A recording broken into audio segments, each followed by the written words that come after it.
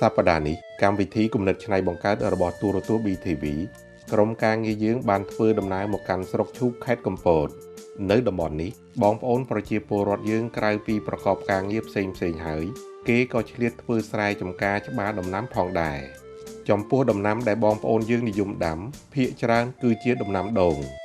ដោយសារតែតំបន់នេះសម្បូរកសិផលផ្លែដូងដូច្នេះហើយទើបយើងឃើញមានសិប្បកម្មមួយត្រូវបានបង្កើតឡើងគឺសិប្បកម្មផលិតប្រេងដូងធម្មជាតិ The Coconut ស្ថិតនៅភូមិដំណាក់ទ្រាប់ខាងត្បូងឃុំក្រាំងស្នាយស្រុកឈូកខេត្តកំពតដែលជាសិប្បកម្មរបស់ក្រុមគ្រួសារលោកឆាយស៊ីនឿននិងភរិយាគឺលោកស្រីអ៊ុយស្រីនិច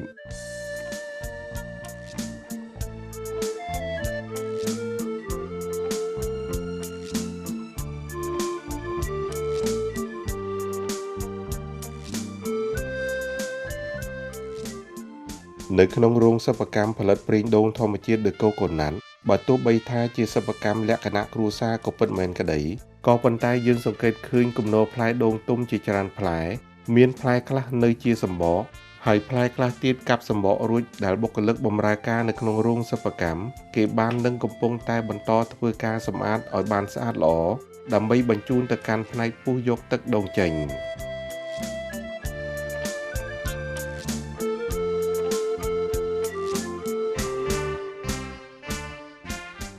ក្នុងការផលិតប្រេងដូងធម្មជាតិ The Coconut ដែលលោកអ្នកតែងតែនិយមគាំទ្រទទួលស្គាល់ថាជាផលិតផលប្រកបដោយគុណភាពនិងប្រសិទ្ធភាពខ្ពស់សម្រាប់ការប្រើប្រាស់ជាប្រេងដូងសុទ្ធ 100% ដោយសារតែក្នុងការផលិតពីដំណាក់កាលមួយទៅដំណាក់កាលមួយសិប្បករយើងផលិតឡើងធ្វើដោយដៃទាំងអស់ជាក់ស្ដែងដូចជាការពុះផ្លែដូងជាដើមគេពុះម្ដងមួយផ្លែម្ដងមួយផ្លែពិនិត្យមើលផ្លែដូងទាំងនេះដោយយកតែផ្លែណាដែលសាច់ល្អៗសម្រាប់បញ្ជូនបន្តទៅអ្នកកោសយកសាច់ដូងចំពោះការកោសសាច់ដូងទៀតសោតបើទោះបីជាកោសដោយប្រើម៉ាស៊ីនពាក់កណ្ដាលស្វ័យប្រវត្តិក៏ពិតមែនក៏ប៉ុន្តែក៏នៅតែយើងអង្គុយកោសផ្លែដូងមួយចំហៀងម្ដងដែរទម្រាំបានសាច់ដូងបញ្ជូនទៅកាន់អ្នកច្របាច់យកខ្ទិះដូច្នេះការងាររបស់បងប្អូនដែលបម្រើការងារនៅក្នុងសិប្បកម្មផលិតប្រេងដូងធម្មជាតិ The Coconut គឺធ្វើឡើងដោយដៃស្ទើរតែទាំងស្រុងទៅហើយ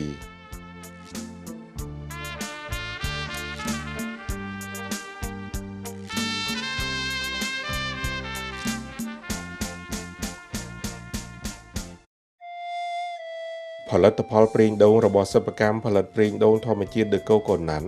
ដោយសារតែប្រេងដូងធម្មជាតិសុទ្ធ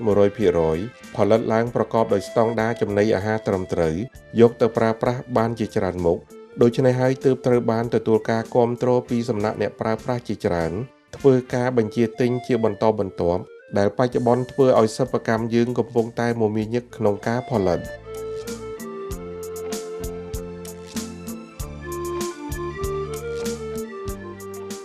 ដោយដែលលោកអ្នកបាននឹងកំពុងតែទស្សនាជាហូរហែតាមរយៈកម្មវិធីគំនិតច្នៃបង្កើតរបស់ទូរទស្សន៍ BTV បានបង្ហាញជូននេះយើងឃើញបុគ្គលិកដែលបម្រើការគ្រប់ផ្នែកទាំងអស់គេម្នាក់ញាប់ដៃបំពេញការងាររបស់គេតាមតួនាទីរៀងៗខ្លួនជាបន្តដើម្បីបានជ្រាបច្បាស់ពីដំណើរការមួយចំនួនក្នុងការផលិតប្រេងដូងធម្មជាតិសុទ្ធ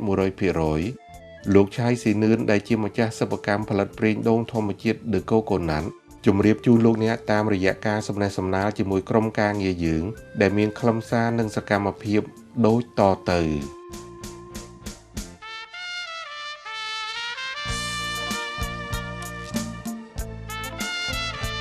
សូមជម្រាបជូនដល់លោកស្រីអ្នកនាងកញ្ញាផងដែរកម្មវិធីកំណត់ឆ្នៃបង្កើតមានផ្សាយជូនលោកអ្នកនាងទស្សនានៅរាល់ថ្ងៃសៅរ៍វេលាម៉ោង 10 ព្រឹកនិងផ្សាយជូនលោកអ្នកនាងទស្សនាឡើងវិញនៅថ្ងៃអាទិត្យវេលាម៉ោង 1:30 នាទីរសៀលសូមលោកស្រីអ្នកនាងកញ្ញាតាមដានទស្សនាជាបន្តដូចតទៅ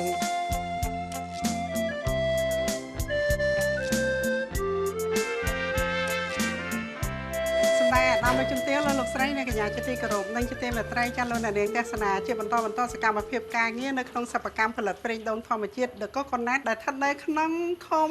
ក្រាំងស្នាយស្រុកឈូកខេត្តកំពតលោកអ្នកនាងនៅនេះនៅកំពតប៉ុន្តែអត់នៅជិតសមុទ្រទេបាទប្រហែលជា40នាទីពីនេះទៅដល់សមុទ្រគីឡូទេប៉ុន្មានអូន102ចាហ្នឹងហើយលោកអ្នកនាងដោយបងអូនស៊ីនឿនបានជួយជូនអញ្ចឹងណា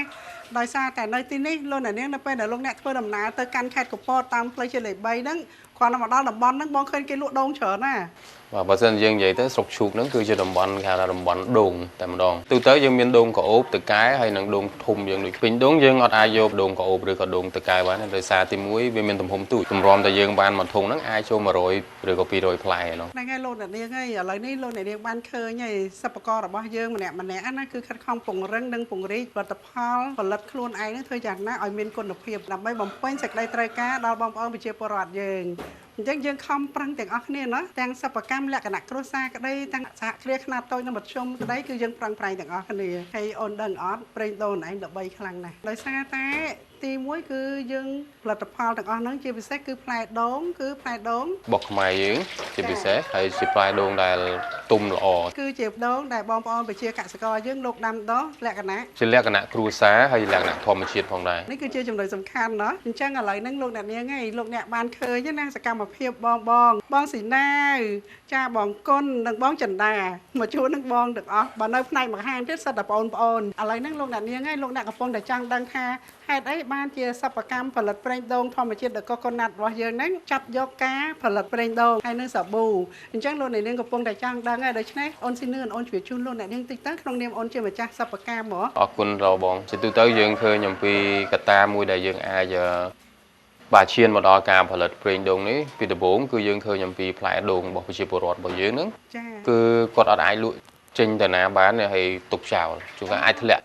ចោលតែម្ដងអញ្ចឹងហើយជាមូលហេតុមួយដែលយើងចាប់ផ្ដើមគិតអំពីថាតើយើងគួរតែធ្វើយ៉ាងម៉េចដើម្បីជួយដល់ប្រជាពលរដ្ឋរបស់យើងតាក់ទងជាមួយនឹងរបស់ដែលគាត់បោះចោលហ្នឹងយើងអាចយកមកកែច្នៃបាននេះជាគំនិតមួយដែលយើងគិតថាបើសិនជាការណាយើងធ្វើផលិតប្រេងដូងចេះវាល្អសម្រាប់សុខភាពហើយសម្រស់ ហើយដល់ចឹងទៅក៏យើងមានកំណត់ផលិតជាប្រេងដូង បាទ ប៉ុន្តែមុននឹងយើងផលិតបានលុះត្រាតែយើងចេះដែរមែនទេពីដំណាក់កាលមួយទៅដំណាក់កាលមួយថាធ្វើយ៉ាងម៉េចឲ្យប្រេងដូងនេះមានគុណភាពបើសិនជាអត់ចេះក៏យើងមិនអាចធ្វើបានបើថាគ្រាន់តែស្រឡាញ់ណោះ បាទការចាប់ផ្ដើមគឺវាអត់ស្រួលទេបងបើសិនយើងមើលការចាប់ផ្ដើមការផលិតប្រេងដូងនេះវាយើងសឹងតែបោះបង់ចោលដូចគ្នាក្នុងការដែលយើងផលិត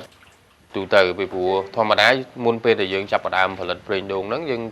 គិតអំពីបាទដូងរបៀបណាទី1 ចា ទី2នៅពេលដែលដូងខូចតើវានឹងអាចផ្ដល់ឲ្យប្រេងហ្នឹងវាកើតដែរអត់យើងអាចបាទត្រូវការសិក្សាច្រើនតាក់ទងជាមួយនឹងការផលិតប្រេងដូងនេះតាមពិតទៅគឺអត់សូវងាយស្រួលទេបើយើងមើលទៅថាងាយប៉ុន្តែសម្រាប់ការផលិតទៅគឺអត់សូវងាយដូចអ្វីដែលយើងឃើញទេបាទហើយមួយវិញទៀតនោះគឺយើងមិនមែនគ្រាន់តែមើលទៅផលិតទៅស្រួលនោះទេគឺយើងត្រូវការសិក្សាទទួលចំណេះដឹងពីមន្ទីរឬក្រសួងខាងផ្នែកចំណីអាហារផងដែរដែលឲ្យគាត់ឃើញអំពីបាទជាពិសេសហ្នឹងគឺការផលិតដែលមានស្តង់ដារនិងអនាម័យសម្រាប់ប្រជាពលរដ្ឋរបស់យើងដែលគាត់អាចយកមកហូបបានអញ្ចឹងណា ចាត្រូវហើយអូនដោយសារតែបងគឺជាអតិថិជនរបស់អូនដែរហើយបងក៏កំពុងតែប្រើប្រេងដូងនឹងដែរ បាទ ចាគឺជាប្រេងដូងត្រជាក់ហើយយើងញ៉ាំឆៅបានទៀតមែនអត់ បាទនេះបាទសំខាន់ណាស់ដោយសារប្រេងនេះគឺផលិតហើយយើងអាចយកទៅញ៉ាំផ្ទាល់តែម្ដងយើងអត់ត្រូវការធ្វើអីថែមទៀតបានទេ ចាហ្នឹងហើយដោយសារតែដឹងពីគុណភាពហ្នឹងហើយលោកអ្នកនាងអញ្ចឹងបានជានាងខ្ញុំហ្នឹងចុះមកយកព័ត៌មានផ្ទាល់ដើម្បីឲ្យលោកអ្នកនាងបានដឹងហើយមួយវិញទៀតការដែលយើងចុះមកដល់ផ្ទាល់អញ្ចឹងយើងក៏បង្ហាញជូនអំពីខ្សែច្បាប់វិទ្យកម្មពីដំណាក់កាលមួយទៅដំណាក់កាលមួយដែរថាតើបងប្អូនសិប្បកររបស់យើងហ្នឹងលោកធ្វើយ៉ាងម៉េចបើទោះបីថាការធ្វើប្រេងដូងនេះជាលក្ខណៈគ្រួសារក្តីណោះហើយយើងទៀមទាធ្វើយ៉ាងណាឲ្យ មានស្តង់ដារហើយនិងអនាម័យសំខាន់ ឥឡូវនេះលោកអ្នកនាងលោកអ្នកកំពុងតែចង់ដឹងអំពីដំណាក់កាលមួយទៅដំណាក់កាលមួយនៅក្នុងការផលិតប្រេងដូងណាអូនឃើញអត់នេះតាមពិតលោកអ្នកនៅក្នុងកន្លែងនេះណាអត់មានដូងនេះទេហើយលោកអ្នកថាមិនបាននៅកន្លែងខ្សែផលិតកម្មស្រាប់តែមានដូងដុះផងហើយមានដូងពុះផងតាមពិតអាដូងពុះនេះគេកោសនៅខាងនោះតែបងតាសុំឲ្យបងគុណណាថាបងគុណនេះខ្ញុំសុំមកចាស់ដៃមកនេះមកដោយសារតែនេះខ្ញុំចង់បង្ហាញជូនលោកអ្នកនាងហើយមួយទៀតចង់ដឹងថាតើគេផលិតហ្នឹងគេត្រូវយកដូងយ៉ាងម៉េចហើយគេធ្វើម៉េចពីណាទៅណាណោះ បាទជាទូទៅធម្មតានៅពេលដែលយើងយកប្រេងដូងរបស់យើងមិនអាចយកដូងខ្ចីយកមកផលិតបានទេទី1 ចា បាទហើយដូងហ្នឹងគឺបើយើងនិយាយថាជាដូងមួយដែលមានសម្បកបកងបាទសម្បកដូចបកងយើងស្ងោរអញ្ចឹងបងឃើញទេបាទដូងសម្បកបកងហ្នឹងហើយលាក់ទឹកហើយបើសិនជាកាន់ទៅល្អថែមទៀតហ្នឹងគឺដូងដែលមានសម្បុរបាទដូចបែបនេះអញ្ចឹងបាទគឺវាមានសម្បុរបែបនេះនេះគេហៅថាដូងទុំល្អក៏ប៉ុន្តែយើងអត់ត្រូវការដូងដុះទេហេតុអីព្រោះបើសិនជាកាលណាយើងប្រើដូងដុះគឺធ្វើឲ្យប្រេងហ្នឹងវាអត់ឆ្ងាញ់ទី1ទី2វាឆាប់ខូចគុណភាពដោយសារដូងដុះប្រជាពលរដ្ឋរបស់យើងតែងគិតថាចាស់ពីបុរាណគាត់ថាដូងដុះមានប្រេងច្រើនជាការពិតគឺមានប្រេងច្រើនមែន ចា ក៏ប៉ុន្តែគឺវាអត់បាន គុណភាពហ្នឹងគឺវាអត់ទុកបានយូរទេដូច្នេះយើងត្រូវការស្រាវជ្រាវថាតើដូងប្រភេទណាដែលយើងអាចយកមកបានគឺដូងដែលអត់ដុះបាទទុំល្អហើយអត់មានកំពីងទេព្រោះថាកាលណាកំពីងទៅវាធ្វើឲ្យប្រេងរបស់យើងខាត អញ្ចឹងបានជាបង្គន់បងយកអាដុសមកឲ្យខ្ញុំមើលដើម្បីឲ្យស៊ីនឿនជំរាបជូនដល់លោកអ្នកនាងតានេះថាដងដុសអញ្ចឹងគឺយើងអត់ប្រើការទេព្រោះចុះបើអត់ប្រើការបងឃើញដុសមកកណ្ដោមិនធ្វើមិនមិនខាតយើង ជាទូទៅយើងអាចឆ្នៃដូងដុសនេះជាប្រេងមួយដែលយើងអាចយកទៅផលិតជាផលិតផលផ្សេងមួយផ្សេងទៀតដូចជាបាទយើងអាចយកទៅធ្វើការលាបលើស្បែករបស់យើងគេថាប្រេងបាទលាបស្បែកហ្នឹងក៏យើងអាចយកមកប្រើប្រាស់បានដែរសម្រាប់ដូងដុសអញ្ចឹងហើយទី2ហ្នឹងគឺយើងអាចយកទៅលើការផលិតបាទជាសាប៊ូដុសខ្លួនបាទសម្រាប់ការប្រើប្រាស់ប្រេងដូងដុសហ្នឹង ដូចជាដុសពិតមែនតែយើងអាចយកទៅផលិតចេញជាផលិតផលសម្រាប់ថ្មីមួយទៀតហើយអាដុសហ្នឹងបើយកទៅធ្វើប្រេងលាបហើយនឹងសាប៊ូដុសខ្លួនទៅជាបានគុណភាពល្អទៅវិញបាទណែអញ្ចឹងបងប្អូនយើងអត់ខាតទេណា បាទអត់ខាតទេ ល្អខ្លាំងណាស់លោកអ្នកអញ្ចឹងតើបានបងគាត់យកអាដុសមកឲ្យខ្ញុំមើលហើយខ្ញុំចេះឆ្ងល់បងខ្ញុំសុំតែអាដងពុះនេះសោះស្រាប់តែមានណាយកអាដុសមកទៀតតាមពិតចង់ឲ្យជឿនជូនលោកអ្នកនាងថាដងដុសនេះយើងមិនអាចយកមកធ្វើប្រេងដូងត្រជាក់បានទេណាប៉ុន្តែយើងអាចយកមកធ្វើជាប្រេងសម្រាប់លាបខ្លួនហើយនឹងសម្រាប់ធ្វើសាប៊ូ បាទសាប៊ូដុសខ្លួនបាទ ចុះអានេះមានកពីងនេះ បើសិនជាកាលណាមានកពីងយើងអត់អាចយកមកវាមកប្រើប្រាស់នៅលើប្រេងទាំងមូលបានទេអញ្ចឹងយើងត្រូវយើងការបែងចែកដូងដែលមានកពីងគឺយើងទុកផ្សេង ចាសម្រាប់ធ្វើដោយដែលបងអូនលើកឡើងមកអញ្ចឹង បាទគឺសម្រាប់ធ្វើសម្រាប់ផលិតជាផលិតផល លោកអ្នកនាងថាចុះមិញស៊ីលឿនប្រាប់ឲ្យតាថាដងដុសនេះយកមកធ្វើប្រេងលាបហើយនឹងធ្វើសាប៊ូហេតុអីបងនៅតែបញ្ជាក់ថាកពីងដុសនឹងទៀតមូលហេតុអញ្ចេះដោយសារតែវាដូននេះបន្តិចនេះលោកអ្នកវាខុសគ្នាអញ្ចេះឲ្យតែថាដុសទោះជាតិចក្តីច្រើនក្តីក៏ត្រូវតែអត់យកដែរ បាទគឺអត់យើងយកអត់បានទេដោយសារវាមានកពីងហ្នឹងហើយ លោកអ្នកនាងចាស់បុរាណលោកធ្វើប្រេងដូងយកអត់ដុសអញ្ចឹង បាទក៏រត់តែដុសទេសម្រាប់ចាស់បុរាណ ដល់ពេលសម័យនេះអត់ទេអត់យកអត់ដុសទេ ហើយយើងអត់យកបានទេដូចខ្ញុំបាននិយាយអញ្ចឹងព្រោះចាស់បុរាណភាគច្រើនគាត់ប្រើប្រាស់ទៅលើប្រេងក្តៅ ចា បាទបើសិនជាការផលិតរបស់គាត់ហ្នឹងយើងមានការផលិតធម្មតាប្រេងក្តៅទៅការចម្អិនបាទប៉ុន្តែការផលិតរបស់យើងខុសពីបាទរបៀបដូចបុរាណដែរគាត់ថាយើងបូកចូលជាមួយសម័យបានថាយើងផលិតបែបត្រជាក់ចាស់បុរាណគាត់បាទគាត់តែងតែយកទៅដាក់នៅក្នុងឆ្នាំងគាត់កោសហើយគាត់ដាក់នៅក្នុងឆ្នាំងហើយគាត់ចម្អិនលុះត្រាចេញប្រេងហើយអញ្ចឹងការប្រើប្រាស់ហ្នឹងវាអស់សារជាតិចិញ្ចឹមហ្នឹងគឺលេងនៅក្នុងប្រេងដូងរបស់យើងគឺវាអត់មានតែម្ដង ចា បាទតែអាចប្រើប្រាស់បានប៉ុន្តែវាអត់សូវជួយសុខភាពយើងទេហ្នឹងគឺបុរាណដែលគាត់បានធ្វើតែចែកចំណាយយើងវិញយើងធ្វើរបៀបហ្នឹងដូចគ្នាការពូតការកោសការអីហ្នឹងការដូចបុរាណដែរប៉ុន្តែអ្វីដែលយើងយកមកធ្វើនោះគឺបែបត្រជាក់គឺអត់ត្រូវការកម្ដៅដូចចាស់បុរាណគាត់ធ្វើនោះទេ ហើយអរគុណណៃស៊ីលឿនណាស់ណៃបកែមែនចាស់លោកអ្នកនាងហើយយុវជនសម័យសម្ដេចតេជោធិបតីខ្លាំងអញ្ចឹងចាអញ្ចឹងមានតែយើងប្រឹងទាំងអស់គ្នាទេលោកអ្នកឯងពីពេលនេះទៅយើងត្រូវតែប្រឹងធ្វើម៉េចយើងផលិតផលក្នុងស្រុកឲ្យបានច្រើនណាចាហើយធ្វើយ៉ាងណាយើងផលិតឲ្យមានគុណភាពអញ្ចឹងដើម្បីបម្រើជូនដល់បងប្អូនប្រជាពលរដ្ឋយើងនៅពេលដែលលោកយកទៅទទួលទានលោកមានសុខភាពល្អហើយបើកាលណាលោកមានសុខភាពល្អហើយលោកអាចអភិវឌ្ឍប្រទេសបានប្រជាជនពោពេញទៅដោយសក្តានុពលហើយនឹង បាទត្រឹមត្រូវហើយបងដែលយើងខំប្រឹងប្រែងសម្រាប់ផលិតជូនប្រជាពលរដ្ឋរបស់យើងជាពិសេសដល់បងប្អូនរបស់យើងដែលសំខាន់បំផុតហ្នឹងគឺយើងផលិតឲ្យមានស្តង់ដារនិងអនាម័យផងដែរ ចាអូននឹងយើងខំទាំងអស់គ្នាអញ្ចឹងឥឡូវហ្នឹងអូនជួយជូនដល់លោកអ្នកនាងតិចណាពាក់ព័ន្ធទៅនឹងខ្សែច្បាប់ផលិតកម្មរបស់យើងបានន័យថាពីដំណាក់កាលមួយទៅដំណាក់កាលមួយឥឡូវហ្នឹងបងដឹងថាអូនយកដូងដែលចាស់ពេញចំណាស់ល្អហើយអញ្ចឹងពេលយកដូងមកដល់ធ្វើម៉េច ទីមួយគឺយើងត្រូវឆែកដូងរបស់យើងសិននៅពេលដែលយើងទទួលដូងពីប្រជាពលរដ្ឋមកយើងឆែកដូងហើយយើងញែកដូងនឹងបាទមួយណាដែលអាចប្រើប្រាស់បានហើយមួយណាដែលអាចប្រើប្រាស់បានតទៅទៀតគឺយើងឲ្យបាទជួយដល់សហគមន៍របស់យើងគឺគាត់អាចសក់យកមកដល់គាត់សក់ហើយបាទបានយើងយកមកពុះហ្នឹងគឺត្រូវត្រួតពិនិត្យដែរពុះហ្នឹងដើម្បីដឹងថាដូងហ្នឹងវាស្អុយឬក៏អត់បន្ទាប់ពីពុះហើយហ្នឹងគឺបាទយើងត្រូវការកោសរួចហើយបានយើងយកមកពូតបាទបន្ទាប់ពីពូតហើយបានយើងយកទៅដាក់នៅក្នុងបន្ទប់បន្ទុំរបស់យើងបាទបន្ទាប់ពីបន្ទុំហើយបានយើងបាទ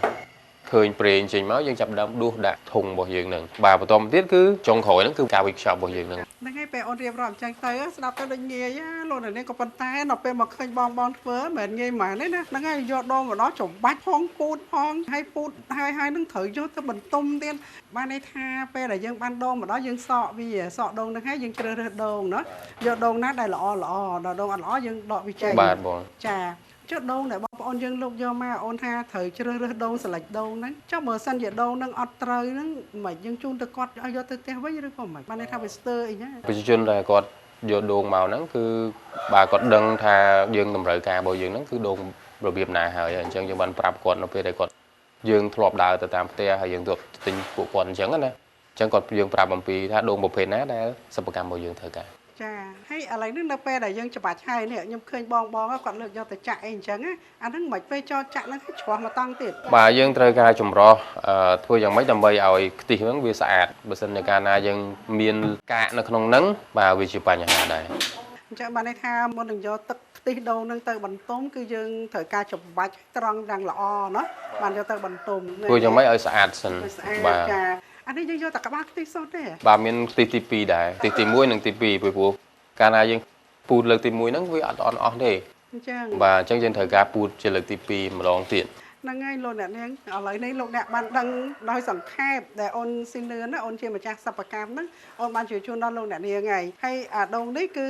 ពេលដែលដូងអញ្ចឹងទៅគឺគេយកទៅសម្រាប់ទៅធ្វើប្រេងរៀបខ្លួនហើយនឹងធ្វើជាសាប៊ូប៉ុន្តែដោយឡែកកាពីងគឺគេអត់យកទេណាគឺអាកាពីងដូងនៅខាងក្នុងនេះ កាពីងហ្នឹងវាអត់ទេ អត់យកទេតែយើងញ៉ាំបាន បាទញ៉ាំបាន ញ៉ាំបាន បាទកាលខ្ញុំពីក្មេងឲ្យតែឃើញកាពីងរត់ទៅរោហើយ ព្រោះឆ្ងាញ់ ចាឥឡូវ ឥឡូវបាទដោយសារយើងហូបច្រើនពេក វាសាប៊ូហ្នឹងណា បាទសាប៊ូ ឥឡូវនេះលោកអ្នកនាងឲ្យសូមលោកអ្នកនាងទស្សនាបន្តទៀតបងស៊ីណាវបងគុណនិងបងចន្ទាបងធ្វើការបន្តចង់ដែលរំខានបងហើយពួកខ្ញុំទៅខាង វិចប់ វិចចប់ បាទ ចាហើយអញ្ចឹងដំណើរការបែបណាទៀត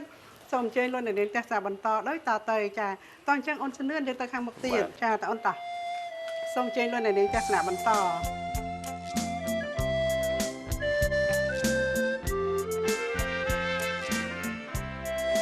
លោកអ្នកនាងចាឥឡូវហ្នឹងក្រុមការងាររបស់យើងបានចូលមកដល់កន្លែងបន្ទប់វិចខ្ចប់បងអូនគៀបងអូនកំពុងតែធ្វើការឆក់ប្រេងដូងចូលដបណាហើយឥឡូវសោះមានម៉ាស៊ីនអី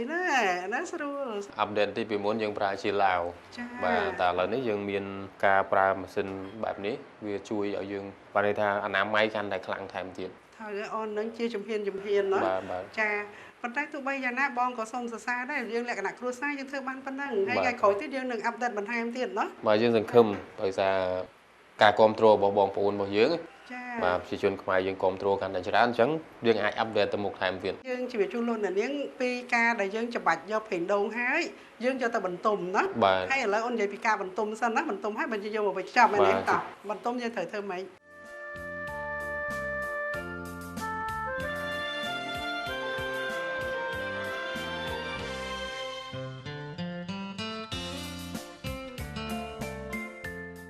ឡូវអូននិយាយពីការបន្ទុំសិនណាបន្ទុំហើយបើយើងយកមកវេចខ្ចប់មែនទេតោះបន្ទុំយើងត្រូវធ្វើម៉េច បាទជាការបន្ទុំធម្មតាយើងយកទៅដាក់នៅក្នុងបន្ទប់បន្ទុំរបស់យើងហើយរយៈពេលហ្នឹងវាយូរដែរ10ម៉ោងជាងនោះទើបយើងបានប្រេងដូងមករបៀបនេះ បានន័យថាយើងយកខ្ទិះដូង បាទ ណាខ្ទិះដូងយើងចូលមកដាក់ចូលក្នុងធុងមួយ បាទនៅពេលដែលយើងពូតហើយយកខ្ទិះហើយអញ្ចឹងយើងដាក់នៅក្នុងបន្ទប់បន្ទុំរបស់យើងរហូតដល់ក្នុងបន្ទប់បន្ទុំហ្នឹងហើយបានយើងចាប់ដើមយកមកក្នុងបន្ទប់ចម្រោះប្រេងបាទចម្រោះហើយបានយើងឃើញពីប្រេងដូងរបស់យើងអញ្ចឹងស្អាតដល់របៀបនេះបាទ ឧទាហរណ៍ថាខ្ទិះដូងយើង10លីត្រឧទាហរណ៍ណា បាទ ហើយយើងមិនយកដាក់នៅក្នុងធុងមួយ បាទ ព្រោះដល់ពេលហ្នឹងហើយយើងដាក់វាឲ្យវាយូរអញ្ចឹងទៅ10ម៉ោងវារងទៅជា 10ម៉ោងទៅវាឡើងជាជាតិប្រេង ជាតិប្រេង បាទ ចាហើយពេលហ្នឹងយើងបង្ហូរប្រេងហ្នឹងមក ពូតហើយយើងដាក់នៅក្នុងបន្ទប់បន្ទុំរបស់យើង ចា បាទនៅពេលដែលយើងធ្វើនៅក្នុងបន្ទប់បន្ទុំរបស់យើងនឹងហើយគឺយើងត្រូវការបាទដួសកាកដែលនៅខាងលើប្រេងហ្នឹងមានកាករបស់វាទៀត ចា បាទយើងដួសកាកហ្នឹងចោលម្ដុំហើយចាំបានយើងដួសប្រេងហ្នឹងដាក់នៅក្នុងធុងថ្មីមួយទៀត អូ បាទបន្ទាប់ពីហ្នឹងហើយបានយើងយកទៅដាក់នៅក្នុងបន្ទប់ចម្រោះធ្វើម៉េចដើម្បីឲ្យវាបាត់កកហើយឲ្យវាថ្លាបានយើងយកជាការបាន និយាយទៅចម្រោះរហូត បាទត្រូវការចម្រោះរហូតបើសិនជាកាលណាប្រេងហ្នឹងនៅមានជាតិកកនៅក្នុងហ្នឹងគឺវាអាចខូចមានក្លិន អញ្ចឹងយើងទុកតែ10ម៉ោងបានតែយើងបានប្រេងដូងហើយណា បាទបងបាទ ហើយបើលើសពី10ម៉ោងមិន លើសពី10ម៉ោងទៅវាអាចប្រេងហ្នឹងវាអាចទៅជាជូរបាទអញ្ចឹងយើងត្រូវការកំណត់ម៉ោងមកវាដែរថាម៉ោងបាទបើយើងមិនអាចទុកវាប្រេងចោលទាំងទេបើសិនតែការទុកចោលទៅធ្វើឲ្យប្រេងហ្នឹងជូរខូចតែម្ដង អញ្ចឹង បាទ លោកអ្នកនាងនៅពេលដែលលោកអ្នកឮស៊ីនឿននិយាយថាបើសិនជាយើងបន្ទុំលើសពី10ម៉ោងជូរចុះប្រេងដូងនេះយើងទុកដល់3 4ឆ្នាំអត់អីអាហ្នឹងមិនតែតាមពិតជូរនេះយើងចង់និយាយថាអាកាសដែលនៅខាងលើមែនទេវាឡើងលើបើយកអត់ដួសចេញទេវាជូរ បាទ បងយល់ហើយហ្នឹងហើយអញ្ចឹងមើលឥឡូវឧទាហរណ៍ថាខ្ទិះដូងយើង10លីត្រហើយយើងបន្ទុំបានជាប្រេងដូងសម្រាប់នេះហ្មង ប มันลิตร សម្រាប់ការធ្វើប្រេងដូង10លីត្រនេះបើយើងនិយាយទៅបាទក្នុងមួយធុងយើងកំណត់តែ8គីឡូនៃសាច់ដូងរបស់យើង ដូង8គីឡូសាច់ដូង បានប្រេងត្រឹមតែ1គីឡូទេ អូយបានតាចឹងណា បាទ អូនអ្នកនាងមិនធម្មតាទេណាហើយដូងយើងនឹងទៀតបើតាមអូនលើកឡើងពីខាងដើមយើងសិតតែយកដូងលក្ខណៈសរីរាង្គណាដែលបងប្អូនវិជាពលរដ្ឋយើងលោកដាំតាមភូមិឋានតាមអីហ្នឹងយើងយកមកធ្វើអញ្ចឹងទេគឺដូងហ្នឹងវាល្អបាត់ទៅហើយណា បាទ ហ្នឹងហើយដល់ពេលយកមកធ្វើអញ្ចឹងទៀត បាទវាកាន់តែល្អថែមទៀតសម្រាប់ផលិតផលហ្នឹង ហ្នឹងហើយលោកអ្នកនាងអើយឡើងឈ្ងុយចូលមកឈ្ងុយប្រេងដូងហ្មងអញ្ចឹងឥឡូវនេះនៅពេលដែលយើងបានប្រេងហើយណាមកដល់កន្លែងនេះអូនគេអូនមានតួនាទីជាអ្នក គាត់ជាអ្នកទូនទីរបស់គាត់គឺអ្នកវិច្ឆ័ពបាទសម្រាប់ការច្រកប្រេងនិងវិច្ឆ័ព ហើយប្រេងដូងគឺយើងយកមកដាក់កែវណាយើងអត់ប្រើដាក់ដបចូលហើយមែនទេ យើងអត់អាចប្រើដបជ័របានដោយសារប្រេងដូងវាមានជាតិមួយយ៉ាងកាត់ជាតិអាស៊ីតអញ្ចឹងបើសិនជាកាលណាយើងដាក់ប្រេងដូងរបស់យើងនៅក្នុងដបជ័រវាធ្វើឲ្យគុណភាពប្រេងរបស់យើងហ្នឹងវាអាចមានការប្រែប្រួល អញ្ចឹង បាទ ចា អញ្ចឹងជំរឿសដែលសំខាន់បំផុតហ្នឹងគឺយើងប្រើដបកែវ ដបកែវហ្នឹងយើងប្រើដបកែវល្អមែនតើអូនអើយល្អខ្លាំងណាស់ហើយសំបីតែដបហ្នឹងក៏បងមានការចាប់អារម្មណ៍ដែរហើយដបរបស់អូនគឺវាយដាក់ដឹកកកូណាត់ហើយស្រេចណា បាទអញ្ចឹងគឺយើងមានផ្លាក brand របស់យើងនៅក្នុងហ្នឹងមានបាទនៅក្នុងឈ្មោះរបស់យើងហ្នឹងគឺឈ្មោះ The Coconut ប្រេងដូងធម្មជាតិហ្នឹងឯង ចាដឹកកកូណាត់ហើយបងឃើញកន្លែងនេះបន្តិចនេះបងស្មានថាប្រទាលកតុយកពើ អានេះ symbol ស្លឹកដូងហ៎ បាទជាស្លឹកដូងទេ ស្លឹកដូងនេះល្អតាហើយលោកអ្នកមើលអញ្ចឹងមើលដឹងទេណាតទៅពេល close up ចិត្តហ្នឹងបានឃើញណាអសរនៅខាងក្នុងនេះណាអសរនៅជាប់នេះនេះយើងបិទ sticker ពីលើ បាទអសរទាំងអស់ហ្នឹងគឺយើងអាចឃើញអំពីអត្ថប្រយោជន៍នៃការប្រើប្រាស់របៀបនៃការប្រើប្រាស់ដូចគ្នានៅលើដបរបស់យើងហ្នឹងអញ្ចឹងដើម្បីងាយស្រួលឲ្យប្រជាជនយើងដែលគាត់ប្រើប្រាស់ហ្នឹងគាត់យល់ណាពេលដែលគាត់ទិញហើយគាត់អាចឃើញថារបៀបប្រើប្រាស់មាននៅក្នុងហ្នឹងស្រាប់ ចាហ្នឹងហើយមើលអូនជួយជួយលោកអ្នកនាងទិញមើលយើងមានប្រមាណប្រភេទនៃដប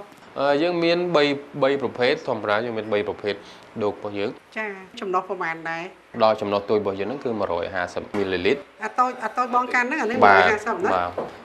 150មីលីលីត្រហើយ ចាបន្តមកទៀត បន្តមកទៀតហ្នឹងគឺ250មីលីលីត្រ អានេះ250មីលីលីត្រ បាទ250មីលីលីត្រយើងមាន3ចំណុះហើយនេះគឺ500បាទ500មីលីលីត្រ 500មីលីលីត្រនេះមានន័យថាកន្លះលីត្រហើយអូនអាចជម្រាបជូនពីតម្លៃបានអត់ សម្រាប់កន្លះលីត្រនេះគឺតម្លៃវា56000រៀល 56000រៀល បាទ ណា សម្រាប់ចំណុះ500មីលីលីត្រ ចាកន្លះលីត្រហ្នឹង56000រៀលណាលោកអ្នកនាងចា បាទសម្រាប់ដុល្លារហ្នឹងគឺតម្លៃ$14 $14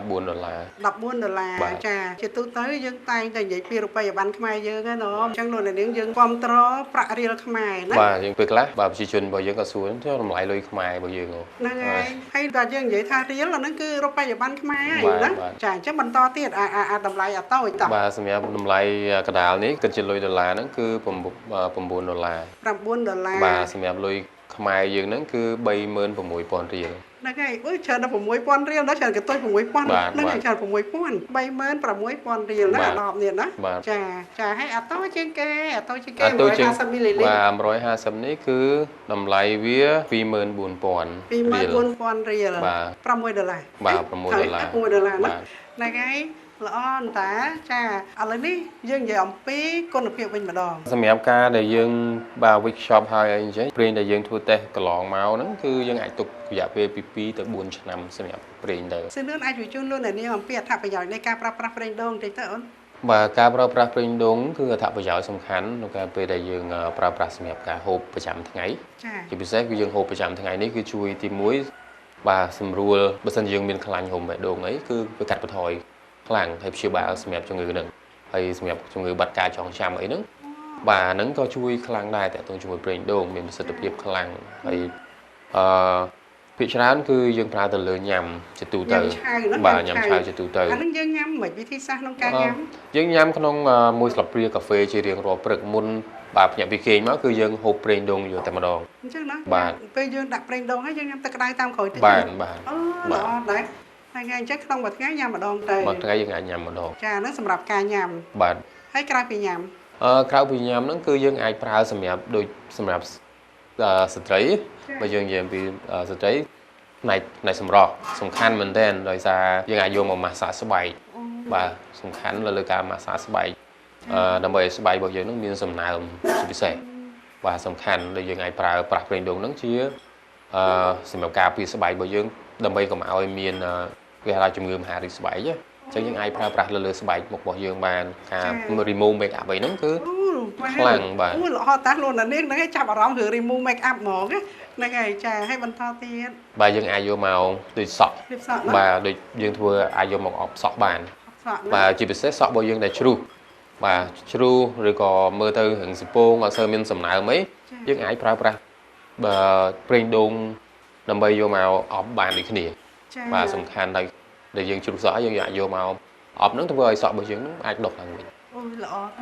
ហ្នឹងហើយដោយសារតែគុណភាពល្អបែបហ្នឹងហើយលោកនាងបានជាកន្លងមកក៏ដូចជាពេលនេះបងប្អូនប្រជាពលរដ្ឋយើងលោកមានការគ្រប់គ្រងខ្លាំងហើយពីដើមឡើយការគ្រប់គ្រងនៅមានកម្រិតទេមែនទេលោកនាងមួយរយៈកាលកន្លងមកនេះឃើញថាមានការគ្រប់គ្រងខ្លាំងមែនតើអញ្ចឹងក៏សូមអរគុណដល់បងប្អូនប្រជាពលរដ្ឋខ្មែរដែលគ្រប់គ្រងផលិតផលរបស់ខ្មែរណោះតែមួយវិញទៀតយើងឃើញថារាជរដ្ឋាភិបាលក៏ដូចជាស្ថាប័នពាក់ព័ន្ធតែងតែជួយដល់សិប្បករខ្មែរជាពិសេសយកទៅដាក់ការតាំងពិព័រណ៍បង្ហាញហ្នឹងមែនទេមានការគ្រប់គ្រងណាបាទខ្ញុំអរគុណដល់រដ្ឋាភិបាលពិសេសប្រមុខអ្នកដឹកនាំរបស់យើងដែលព្យាយាមក្នុងការបាទធ្វើយ៉ាងម៉េចឲ្យសិប្បកម្មនៅក្នុងស្រុករបស់យើងហ្នឹងមាន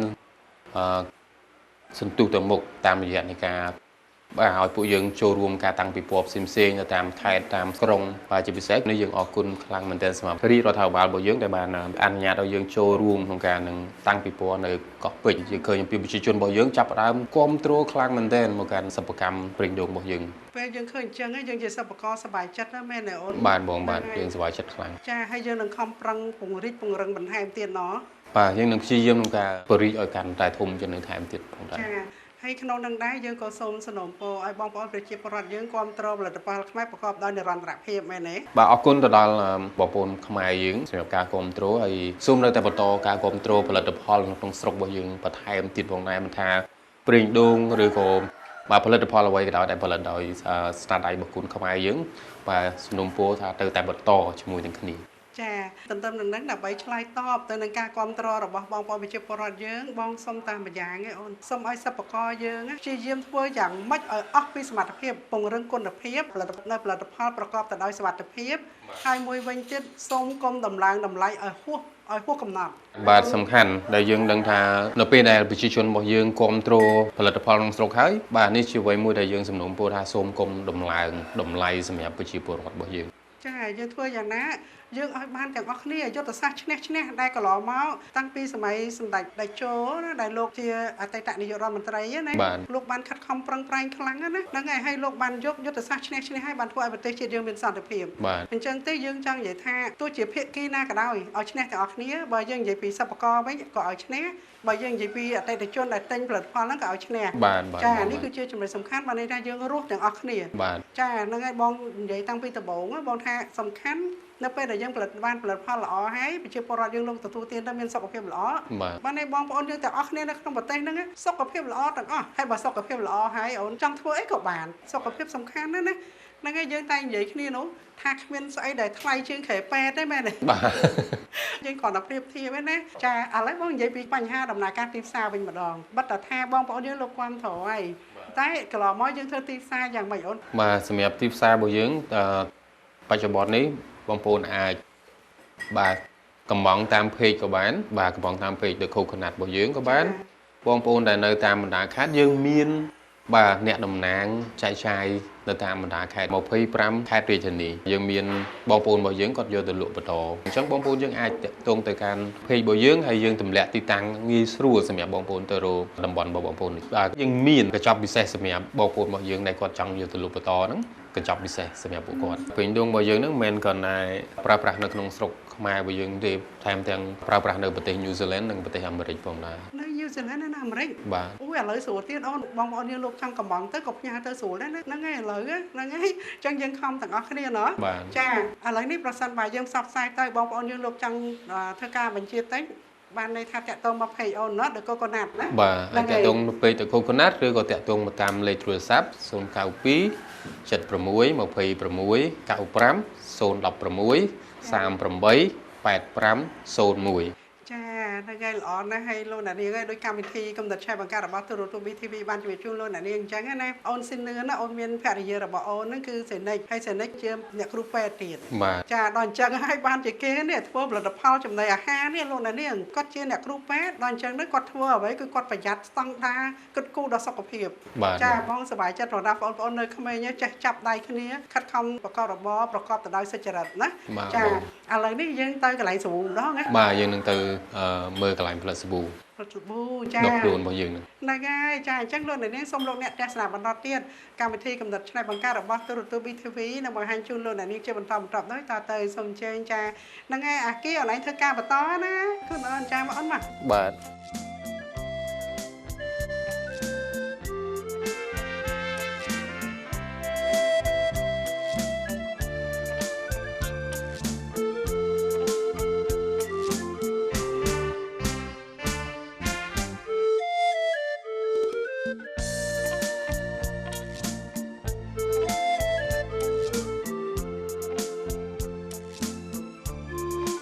លោកអ្នកនាងជាទីគោរពនិងជាទីមេត្រីចាឥឡូវហ្នឹងក្រុមការងាររបស់យើងបានមកដល់កន្លែងធ្វើសាប៊ូទៀតហើយមុនហ្នឹងយើងនៅកន្លែងវេចខ្ចប់ប្រេងដូងណាបាទចាឥឡូវហ្នឹងយើងឈានមកដល់កន្លែងធ្វើសាប៊ូម្ដងហើយយើងធ្វើដោយដៃយើងណាបើនៅស្រុកគេគេឲ្យតម្លៃណាបាទទៀតពុតគេឲ្យយើងចោលអាសិបគេថាសិល្បៈ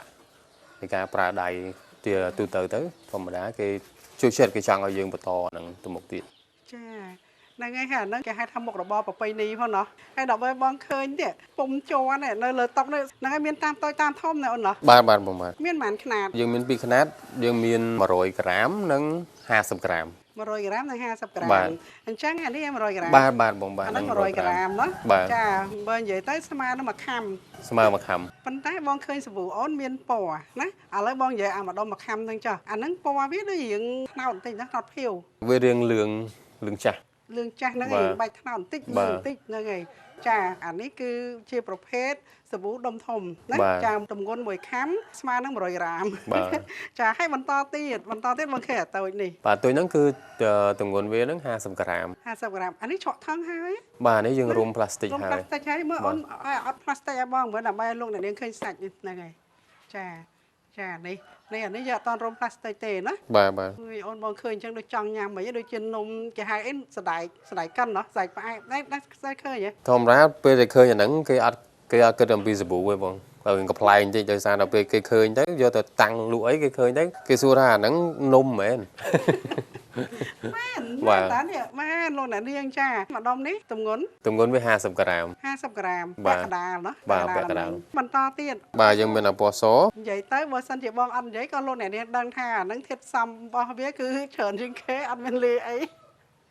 បងនិយាយចឹងចង់លោកអ្នកឥឡូវចាំមើលតាអូនជំរាបជូនលោកអ្នកនាងសឿនឿនចាអានេះដុំវាអត់មានអាធំមែនណាអត់មានអា100ក្រាមទេយើងមាន100ក្រាមដែរតែនៅអត់តាន់ផលិតដែរបាទដាច់ស្តុក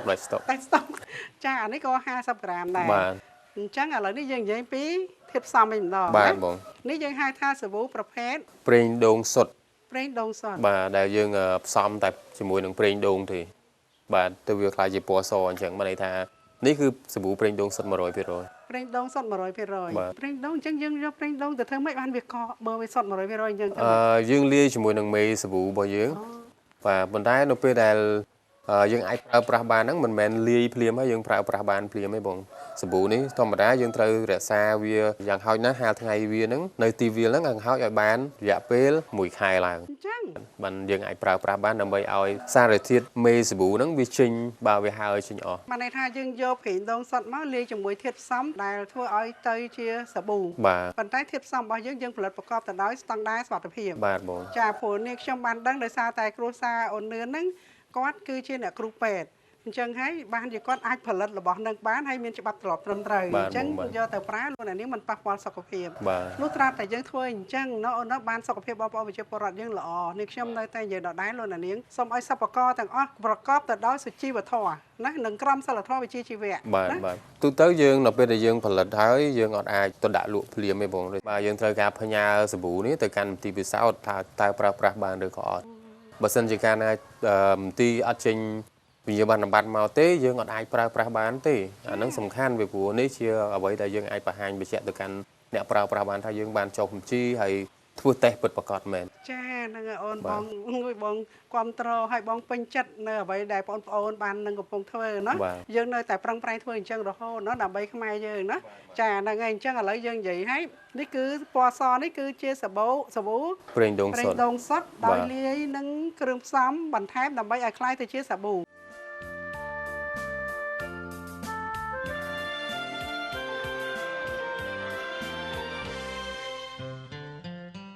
ពណ៌សនេះគឺជាសាប៊ូប្រេងដូងសុទ្ធ ដោយលាយនឹងគ្រឿងផ្សំបន្ថែមដើម្បីឲ្យคล้ายទៅជាសាប៊ូ បាទ ចាបើថាប្រេងដូងសុទ្ធអត់លាយទេវាទៅជាប្រេងដូងដែលយើងញ៉ាំមិញហើយហ្នឹងហើយទឹកប្រេងដូងវិញអានោះទឹកប្រេងដូង ប្រេងដូង អញ្ចឹងបងដឹងធៀបផ្សំហ្នឹងមួយណា បាទបងបាទ ចាឥឡូវបងឃើញអាពណ៌នេះ នេះជាប្រភេទសាប៊ូប្រេងដូងល្មៀតដោយសារយើងដឹងថាល្មៀតជួយឲ្យស្បែករបស់យើងស្អាតបន្ទន់អញ្ចឹងវាផ្សំជាមួយនឹងប្រេងដូងថែមទៀតអញ្ចឹងកម្រិតនៃការប្រើប្រាស់ហ្នឹងវាជួយយើងបានច្រើនថែមទៀតតាក់ទងជាមួយនឹងអ្នកប្រើប្រាស់បាទអ្នកដែលមានស្បែកបាទគ្រឿងអីយើងអាចដាក់ប្រើហ្នឹងបានដូចយើងខាត់ស្បែកខាត់អីចឹងព្រោះល្មៀតយើងដឹងថាល្មៀតជំនួយស្បែកអញ្ចឹងយើងយកអាហ្នឹងយកមកផ្សំលាយជាមួយនឹងប្រេងដូងរបស់យើងដើម្បីក្លាយជាសាប៊ូហ្នឹង ចាត្រឹមត្រូវអូនពួកអីបើនិយាយទៅចាស់បុរាណលោកយកល្មៀតហ្នឹងមកខាត់ស្បែកតាណេះដើម្បីឲ្យស្បែកស្អាតហ្នឹងហើយយើងប្រើល្មៀតអញ្ចឹងល្មៀតគឺជាធាតុផ្សំមួយដ៏សំខាន់ណាដើម្បីឲ្យសុខភាពរបស់យើងហ្នឹងបានល្អចាហើយយើងផលិតសាប៊ូល្មៀតហើយបងអត់នឹកដល់ល្មៀតសោះលោកអ្នកនាងឯងនាងខ្ញុំស្មានតែកាហ្វេកុំសាយបងដោយសារបងចូលចិត្តញ៉ាំកាហ្វេហ៎ហើយតែឃើញហ្នឹងកាហ្វេណាបាត់កែកាហ្វេបងបាននេះចាអញ្ចឹងអាធំនេះក៏អញ្ចឹងដែរអូន អាធំបាទធំហ្នឹងដូចគ្នាយើងមានល្មៀតហ្នឹងវាមានពីរប្រភេទចឹងដូចគ្នាមិន100ក្រាមនិង50ក្រាម ចាអញ្ចឹងទេឥឡូវនេះយើងបានដឹងហើយចំពោះការផ្សំយ៉ាងម៉េចបន្ថែមប្រមាណអូនជួយលោកអ្នកនាងបានហើយ បាទពិសេសបាទបងនិយាយពេញហ្នឹងពីថាកាហ្វេបងចូលចិត្តកាហ្វេយើងក៏មានរសជាតិកាហ្វេ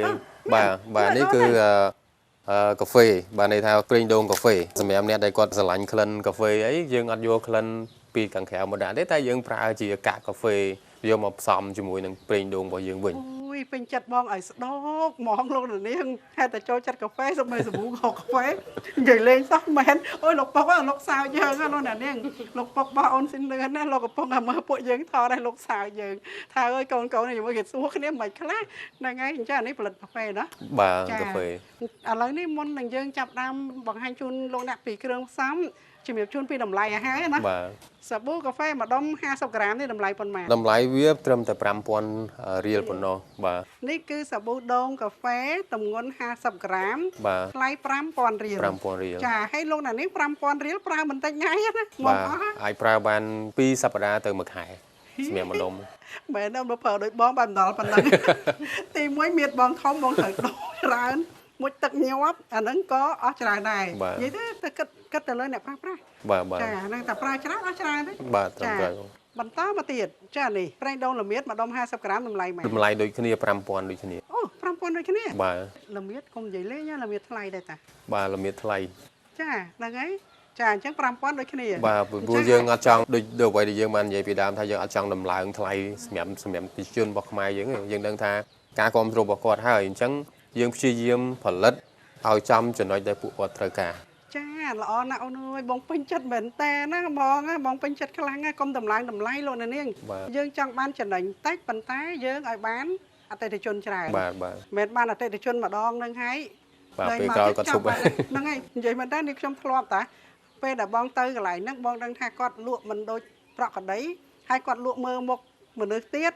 អញ្ចឹងបានន័យថាការប្រកួតប្រជែងមួយគាត់មិនស្មោះត្រង់ហើយការប្រកួតប្រជែងរបស់គាត់អត់ស្មោះត្រង់ហើយអញ្ចឹងបងនិយាយការពិតបងមិនចូលចិត្តទេបងនិយាយត្រង់មកបងចូលចិត្តអ្នកស្មោះត្រង់ចាកាលណាស្មោះត្រង់បានវាបានរស់នៅយូរវែងចាអូឥឡូវនិយាយតហ្នឹងមកដល់នេះពណ៌សហ្នឹងមែនបាទពណ៌សនេះគឺតម្លៃ5000ដូចគ្នាអូ5000ដូចគ្នាទាំងអស់ចាឥឡូវនេះបន្តមកទៀតហើយអានេះបងដឹងថាប្រហែលជាគុណនឹង2ដោយសារវាស្មើនឹង2ដុំបាទបងបាទតម្លៃវាគឺ10000រៀល10000រៀលដែរណោះមួយដុំហ្នឹងវាស្មើនឹង2ដុំតូចបើគិតជាគុណភាពល្អជាងសាប៊ូនាំចូលខ្ញុំឃើញអំពី feedback ឬក៏យោបល់មកវិញសម្រាប់ប្រតិជនដែលគាត់ប្រើប្រាស់គាត់ទទួលស្គាល់សម្រាប់តម្លៃនេះថាគាត់ទទួលយកបានសម្រាប់ការតម្លៃ10000រៀលសម្រាប់មួយដុំ100ក្រាមហ្នឹងអ ចាត្រឹមត្រូវណាស់អូនហ្នឹងហើយអញ្ចឹងលោកអ្នកនាងឲ្យសូមចូលរួមជួយគ្រប់គ្រងផលិតផលក្នុងស្រុកហើយជាពិសេសបងប្អូនយុវជនយុវនារីនេះដែលខិតខំប្រឹងប្រែងធ្វើហើយដែលគេមានចំណេះដឹងច្បាស់លាស់អញ្ចឹងនាំគ្នាផលិតទៅយើងបានផលិតផលសុខភាពណានេះខ្ញុំនៅតែនិយាយដដែលអញ្ចឹងលោកនាងនៅពេលដែលយើងប្រើប្រាស់ទៅធ្វើឲ្យស្បែកយើងស្អាតល្អហើយយើងមិនប៉ះពាល់សុខភាពអ្នកណាមិនចង់បានមែនទេចាអញ្ចឹងលោកអ្នកនាងអាចកំងទិញបានហើយបងនិយាយមែនទេអូនបងមិនថាអីមុខទស្សនិកជនទេបងនិយាយដោយត្រង់បងប្រើតែផលិតផលខ្មែរទេហើយធម្មតាហ្នឹងតែឃើញបងអញ្ចឹងអត់ទេបងអត់មានដែរប្រើផលិតផលអីញ៉ៃអីថាលេអត់ទេដោយសារតែនិយាយទៅបងអាសាចុះចកាចុះអីអញ្ចឹងណាប្រសិនបើបងប្រើផលិតផលញ៉ៃនឹងស្បែកទៅស្អីអស់ហើយណាតែដល់បងព្យាយាមប្រើតែផលិតផលអញ្ចឹងអូនអញ្ចឹងដល់អញ្ចឹងទៅវាធ្វើឲ្យសុខភាពស្បែកយើងអីវាល្អហ្នឹងហើយឥឡូវនេះលោកអ្នកនាងយើង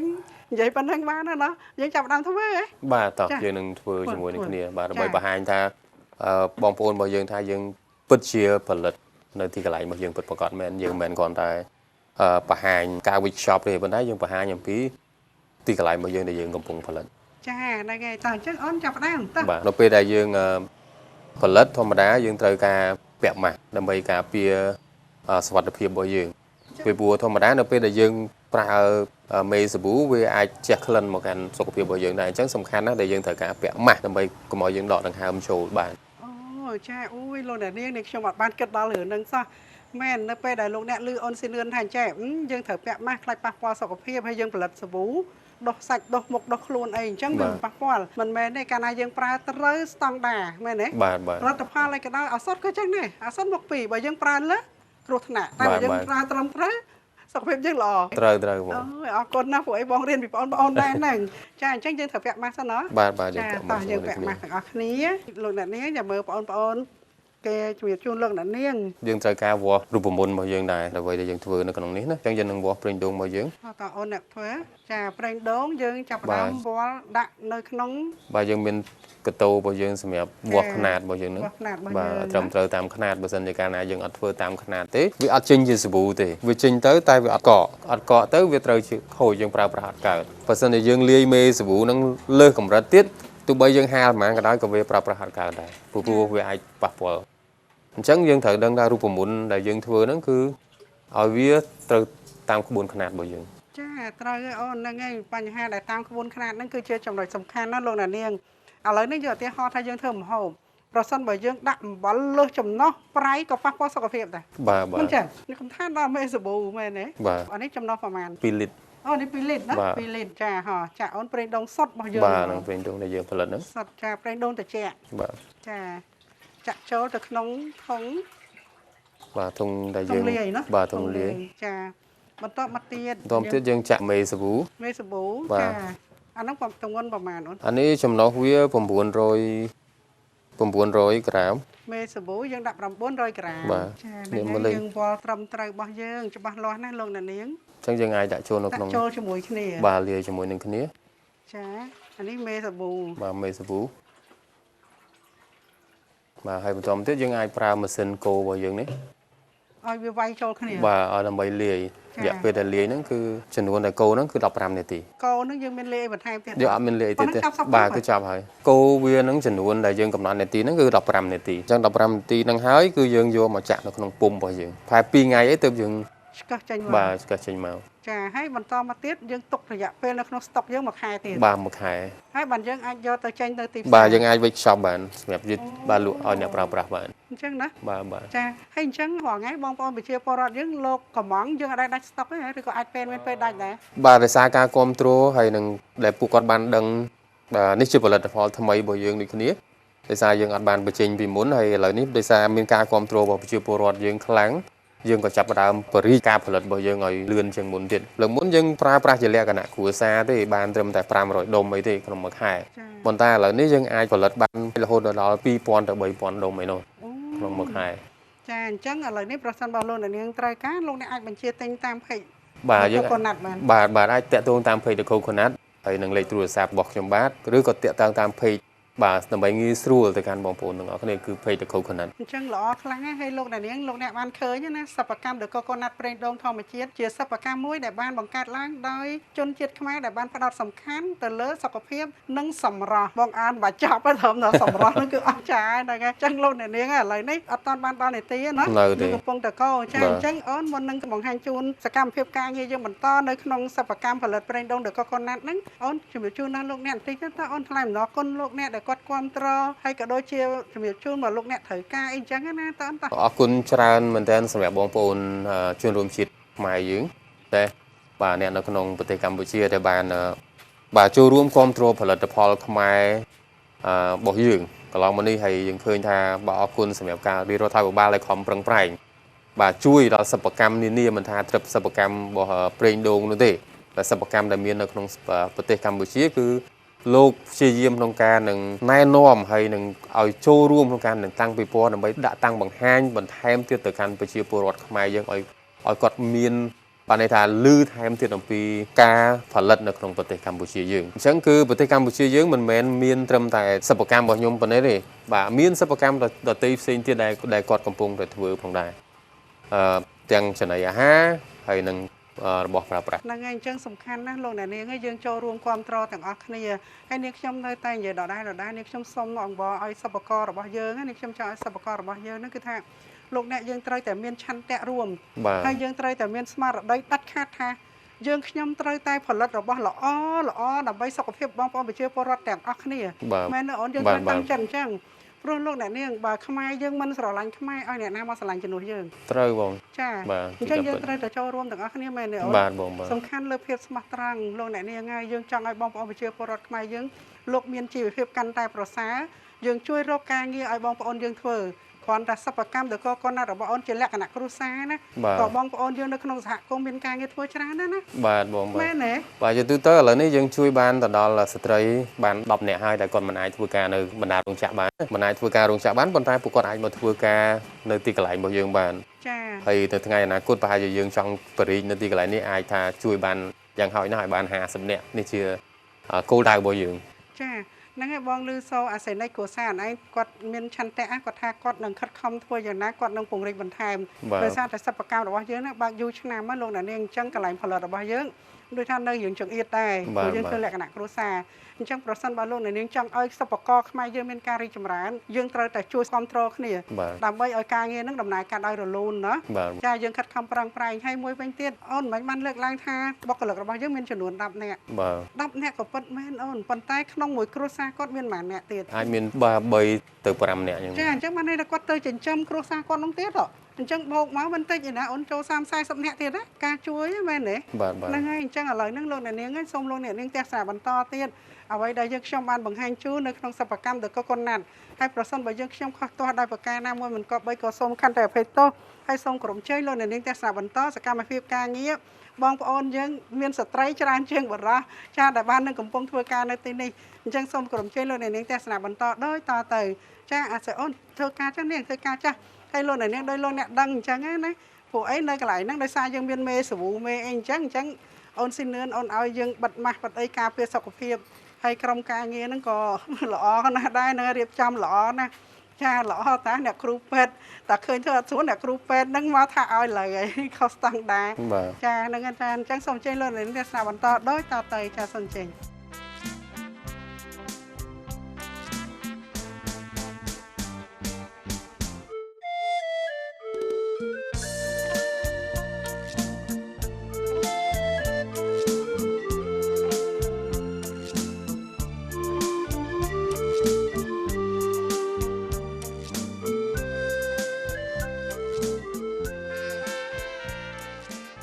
ដោយដែលលោកអ្នកបាននឹងកំពុងតែទស្សនាការងារនៅក្នុងសិប្បកម្មផលិតប្រេងដូងធម្មជាតិ The Coconut ជាបន្តបន្ទាប់មកយើងឃើញថា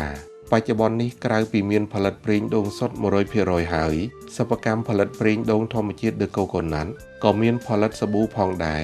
ដោយសាប៊ូទាំងអស់នេះវត្ថុធាតុដើមចម្បងត្រូវការច្រើនជាងគេគឺប្រេងដូងសុទ្ធតែម្ដងហើយចំពោះធាតុផ្សំបន្ថែមទៀតនោះមានដូចជាម្សៅល្មៀតនិងកាហ្វេជាដើម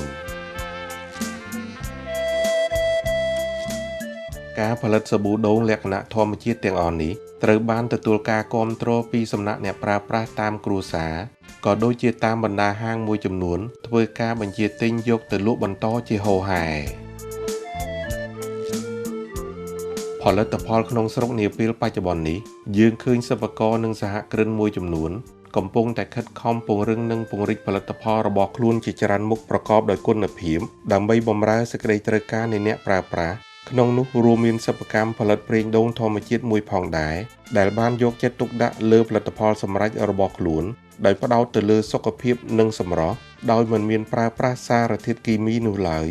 រក្សាទុកបានយូរធម្មជាតិសុទ្ធ 100%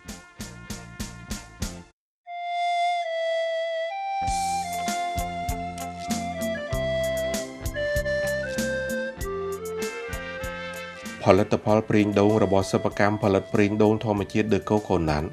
នៅជាប់នឹងដបគឺមានបញ្ជាក់ពីគុណប្រយោជន៍ក្នុងការប្រើប្រាស់ផងដែរដោយបញ្ជាក់ថាទទួលទានប្រេងដូងធម្មជាតិចំនួន1ទៅ2ស្លាបព្រាជារៀងរាល់ថ្ងៃជំនួយដល់ប្រព័ន្ធធាតុសាំជំនួយឆ្អឹងជួយទប់ស្កាត់ការកើតជំងឺបេះដូងនិងការឡើងសម្ពាធឈាមជួយសម្រួលប្រព័ន្ធរំលាយអាហារជួយក្នុងការកាត់បន្ថយជំងឺទឹកនោមផ្អែមជួយក្នុងការសម្រកទម្ងន់និងប្រើប្រាស់ជារៀងរាល់ថ្ងៃទៅលើផ្ទៃមុខនិងដងខ្លួនដើម្បីការពារស្នាមជ្រាវជ្រួញ